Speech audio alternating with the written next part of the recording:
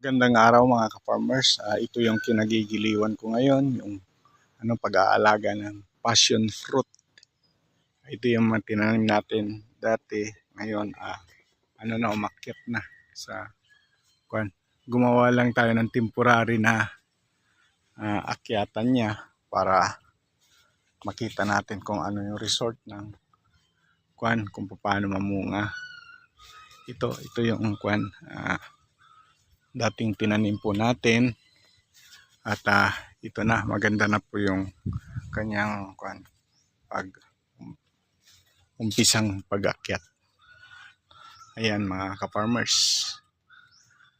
Ito po yung nandito sa compound po ng Royal Cocoa Farm.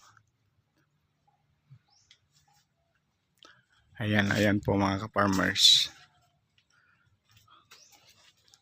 Yung pinagkuhanan natin ng itinanim dito ay ito po.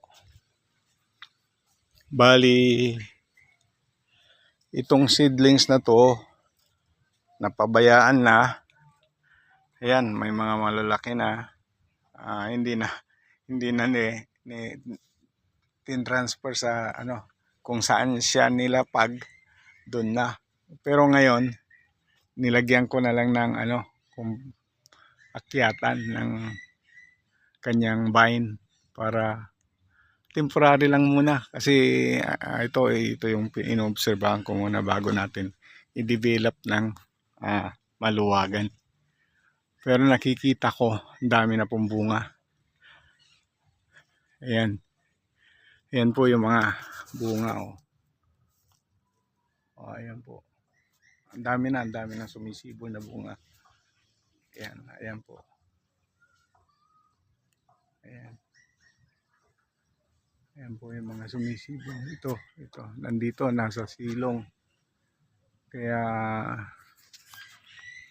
pag maobserbahan natin na maganda ito, is, saka tayo magde-develop ng kwan talaga, yung para dito. Ang dami ang ganda mamunga, ang dami. Ayan Kaya mga ka-farmers, ito yung mga natin, libangan natin dito sa loob ng Royal Cocoa Farm. Ang kauna-unahang accredited organic farm ng Pangasinan, ng cacao farm ng Pangasinan po. Kaya tapos lahat po ng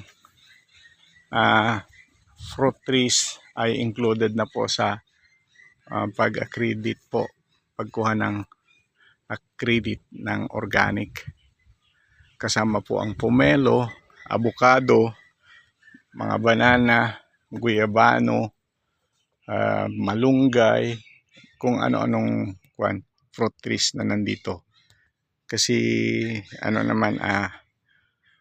naipasa naman natin sa PGS yung mga requirements. Kaya ito po, accredit na po tayo. Mga ka-farmers, paki-like and subscribe po ang Pumaans Farming. Maraming salamat po.